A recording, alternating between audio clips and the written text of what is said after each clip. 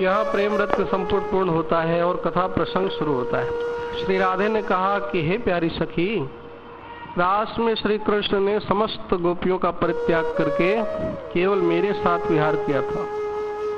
उसके बाद पुनः जो उन्होंने मुझे भी परित्याग कर दिया था, उसका कारण सुनो। प्रेम के समुद्र श्री ब्रजेंद्र नंदन मुझे ही सर्वाधिक प्रियतमा मानते हैं। इसमें उनका कोई भी अपराध नहीं है। इसका कारण है कि श्री कृष्ण ने मुझे अनुपम सौभाग्य रूप दिव्य रत्न सिंहासन पर बैठाकर विविध प्रकार के विलास रूप आभूषणों से विभूषित करके एक वन से दूसरे वन में भ्रमण करते करते रमण किया था। उस समय वे अन्य कांताओं को स्मृति पथ पर नहीं लाए।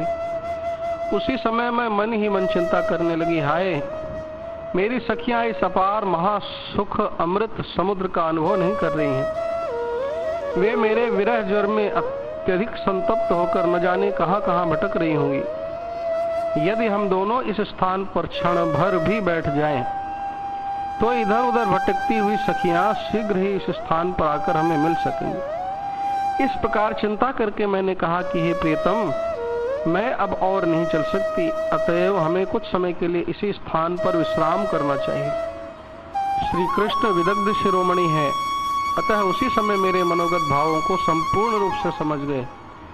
अनंतर चातुर्य संपदवस्था अतुलनीय रसिक अग्रगण्य श्री कृष्ण मन ही मन इस प्रकार विचार करने लगे, यदि श्री राधिका को साथ लेकर इस उपवन में भ्रमण भी करूं तो भी इनको तनिक आनंद नहीं होगा, क्योंकि ये सखियों के मनोदुख की संभावना करके अपने हृदय में अत्यधिक पीड़ा का अनुभव कर रही हैं।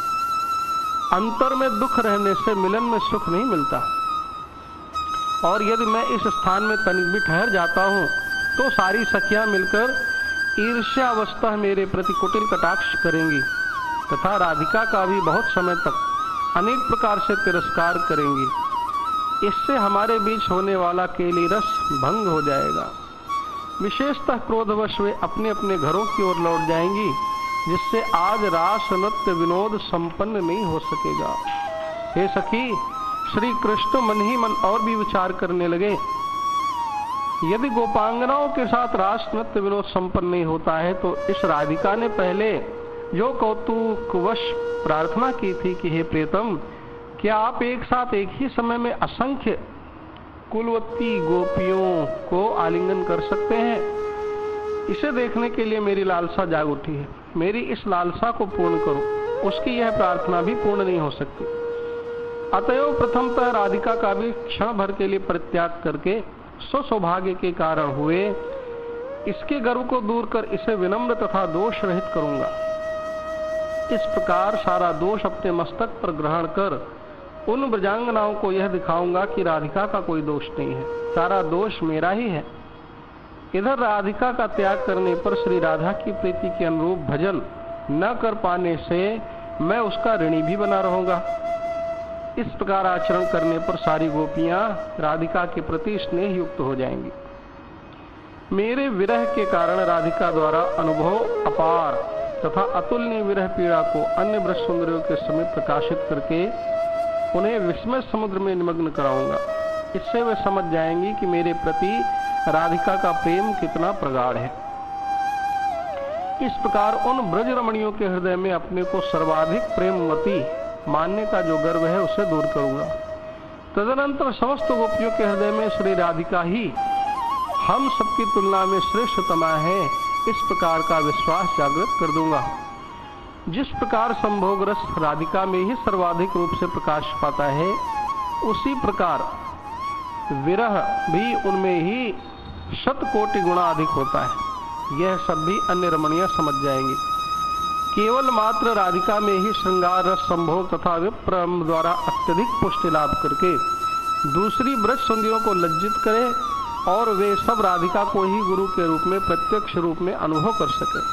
हे सखी, श्री कृष्ण ने अपने हृदय में और भी एक विचार किया कि श्री कृष्ण कामुक हैं, क्योंकि राधिका की तुलना में अधिक प्रेमवती हमारा परित्याग करके छिपकर उसके साथ रमण कर रहे हैं। जो ब्रजांगनाएं क्रोध पूर्वक ऐसा कहकर राधिका पक्षीय ललिता आदि सखियों को पीड़ा प्रदान करती हैं तथा हम दोनों के प्रति बहुत दोषारोपण करती हैं। मैं उन गोपियों को अवगत करा दूंगा कि विरह अवस्था में राधिका के प्रेम रूप बड़वानल की शिखा कोटि गुना अधिक वर्धित होती है। विरहिणी राधिका के समीप आने पर जब उसकी प्रेमाग्नि की शिखा समूह बलपूर्वक उन गोपियों को जलाने लगेगी, तभी वे अपने प्रेम को क्षुद्र दीपक की अग्नि के समान समझ सकेंगे। इस प्रकार राधा को भी मेरे वियोग में रोदन करते देखकर अन्य ब्रजरमणियों की राधा के प्रति सहानुभूति हो जाएगी। इस प्रकार समस्त ब्रजरमणियां मेरे अभिलषित एक समान मनोभावों को प्राप्त कर एक साथ ही मुझे ढूंढेंगी।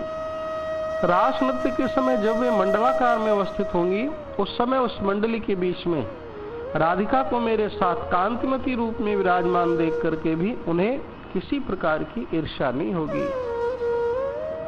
संसार में लोग जिस प्रकार भविष्य में अपने नेत्रों की रोशनी को वर्धित करने के लिए तीव्र काजल द्वारा अपने नेत्रों को कुछ कष्ट दे करके भी रंजित करते हैं, उसी प्रकार हितैषी मित्र किसी समय अपने बंधुओं को कष्ट भी देते हैं, तो उसका कारण भी भविष्य में उन्हें सुख रूपी संपत्ति प्रदान करना ही होता है।